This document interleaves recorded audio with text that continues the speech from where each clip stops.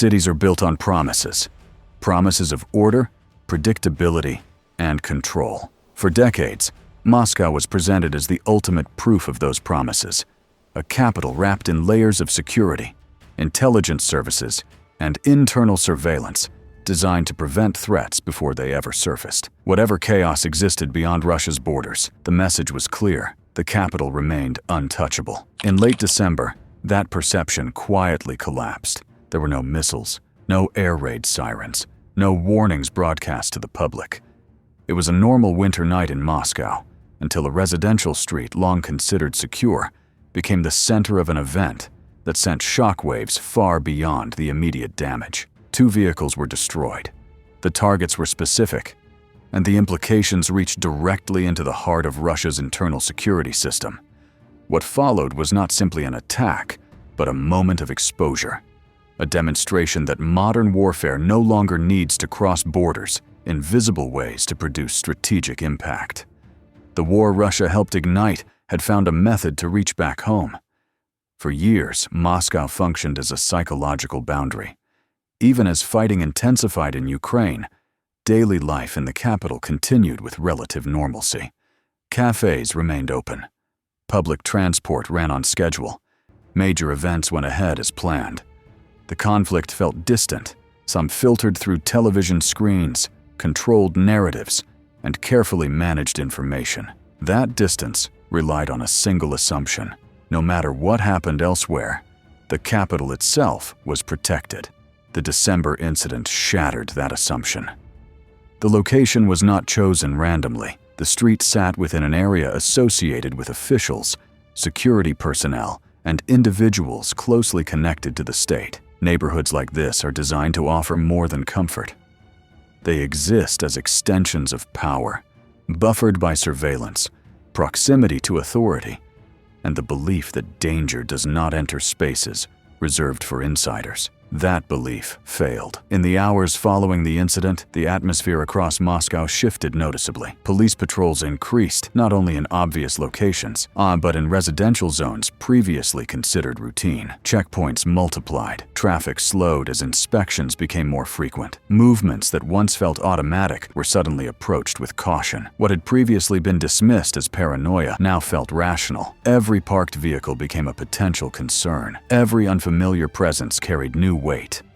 This reaction revealed something deeper than fear. It revealed uncertainty. Russian security culture is built on control and foresight. Threats are meant to be identified early, isolated, and neutralized before reaching symbolic centers. When something slips through unnoticed, it undermines the credibility of the entire system. The silence surrounding the incident, the lack of immediate clarity, the absence of a public narrative, only intensified that sense of vulnerability. When the individuals targeted were not anonymous figures, their names had appeared in international investigations connected to prisoner abuse, unlawful detentions, and wartime violations in Ukraine. For years, they had operated under the assumption that rank, distance, and institutional loyalty provided protection. Moscow, in particular, was seen as the safest possible location. Their deaths challenged that belief directly. This was not an act designed for show. There was no attempt to maximize casualties or create mass panic. Instead, the focus was narrow and deliberate. The operation appeared designed to send a message rather than generate headlines. That message was aimed inward, toward a specific audience: those who believed the capital guaranteed protection. What made the situation especially alarming for Russian leadership was not only what happened, but what it implied about how it happened. Modern fighting isn't just about showing up on the battlefield. It is about collecting data and making sense of it. Daily life generates data constantly. Mobile phones log movement, applications track habits, financial systems record transactions, cameras monitor streets, fitness trackers reveal routines, delivery services timestamp arrivals. Individually, these data points appear insignificant. Together, they form detailed behavioral maps. Patterns emerge, and patterns expose predictability. Predictability in modern warfare is vulnerability. Intelligence today is not built only by spies meeting in shadows or satellites orbiting above. It is built through compilation, cross-referencing, and patience. By collecting small, legally accessible fragments of information over time, analysts can reconstruct routines without ever crossing a border or breaking into a facility. This method bypasses traditional security defenses entirely. Russia's internal security architecture was designed to manage visible threats, protests, political disagreement, opposition, and conventional attacks. It is highly effective at suppressing large-scale movements, and it is far less effective against threats that merge into civilian life and exploit routine behavior rather than challenge it openly. That mismatch is now evident. The psychological impact of such operations far exceeds their physical scale. Violence near a front line is expected. Violence inside a capital city carries a different meaning. Moscow is not just an administrative center. It is the core symbol of state authority, permanence, and inevitability. Any breach there challenges the image the state projects both domestically and internationally. Following the incident, reports began to surface of officials altering daily routines, limiting travel, and reducing public appearances. Some shifted residences. Others withdrew into more tightly controlled environments. These changes were not driven by panic, but by calculation. The threat was no longer clearly defined, and undefined threats are the most difficult to defend against. There was no enemy formation to monitor, no airspace violation to intercept, no clear warning system to activate. Only the knowledge that vulnerabilities existed and that someone had already identified and exploited them. This realization creates institutional paralysis. When security resources are redirected inward, other priorities suffer. Logistics slow, administrative processes become cautious, decision-making delays increase, officers and officials become cautious, focusing on personal safety rather than initiative. Over time, this erodes effectiveness across the system. These changes are subtle, but collective. A single delayed decision rarely matters. A pattern of hesitation does. What happened in Moscow fits into a broader trend. In recent months, similar incidents occurred far from the capital, in regions previously thought irrelevant to the conflict's reach. Individuals considered untouchable were targeted hundreds or even thousands of kilometers from Ukraine. Each incident reinforced the same lesson. Geographic distance no longer guarantees safety. But the methods employed are a fusion of human intelligence and digital surveillance, augmented by local networks that blend seamlessly into civilian life. Street-level observers, delivery personnel, and even neighbors can become part of a larger operational chain without raising suspicion. This decentralized approach allows operators to act quickly when precise timing is required. Combined with digital tracking, the attackers could calculate optimal moments to strike, down to the minute. Such operations highlight a critical evolution in modern conflict. Wars are no longer fought exclusively on battlefields, but through data, observation, and timing, where the human element and technology intersect to create opportunities for maximum impact. The Kremlin's response has been multifaceted, but reactive. Increased surveillance, see expanded policing powers, and new legislation followed quickly.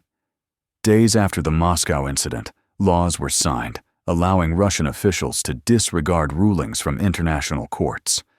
On paper, this was intended to reassure those implicated in wartime actions that the state would protect them. But legal immunity cannot neutralize physical threats. Laws do not erase digital footprints. Legislation does not change routines already observed. The speed with which these measures were introduced suggested urgency rather than confidence. The disconnect between symbolic protection and physical vulnerability has become increasingly difficult to ignore. Operationally, the attacks relied on a combination of human intelligence, digital tracking, and local observation.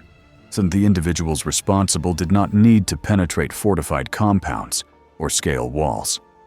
They exploited patterns, predictability, and the assumption of impunity. Surveillance, often passive and continuous, allowed the attackers to choose the exact moment for maximum impact. Moreover, the targeting demonstrated remarkable discipline. The precision suggested advanced knowledge not only of location, but of vehicle placement, timing, and security rotations. Such operations are not spontaneous. They require a blend of patience, technical skill, and an understanding of human behavior.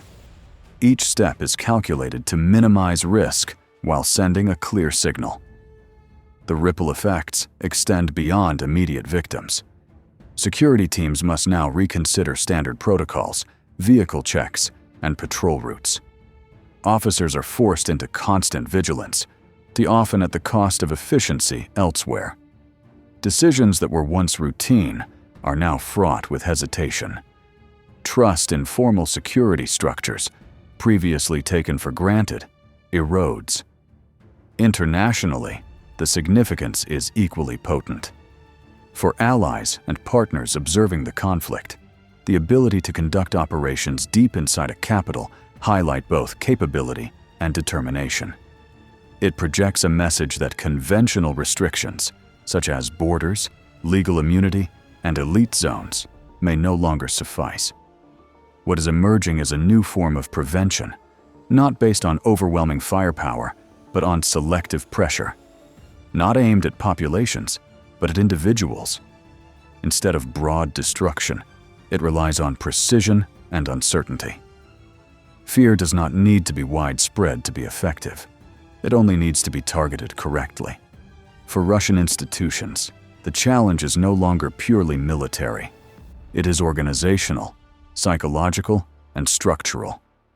Can a system build on centralized control adapt to a form of conflict that exploits decentralization and routine?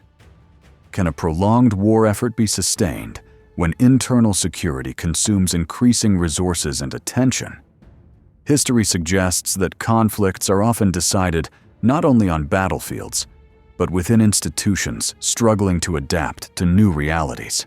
The lessons of this December incident are unlikely to be forgotten quickly. Moscow is no longer just a capital. It is a symbol whose vulnerability is now public. Every official, officer, or administrator connected to the conflict must reckon with a new reality. Their routines, their homes, and their mobility are now part of the battlefield. Moscow was built to project permanence, strength, absolute control. But permanence is a perception, not a guarantee. What unfolded in December was more than an isolated incident. It was a demonstration of how modern warfare operates when borders lose meaning and data becomes a weapon.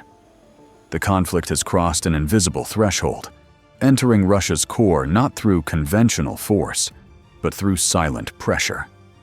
For those tied to wartime abuses, the message is obvious. Distance no longer equals safety. Rank no longer ensures protection. If this video helped connect the dots behind today's headlines, hit like, subscribe to the channel, and turn on notifications to stay ahead of the next analysis.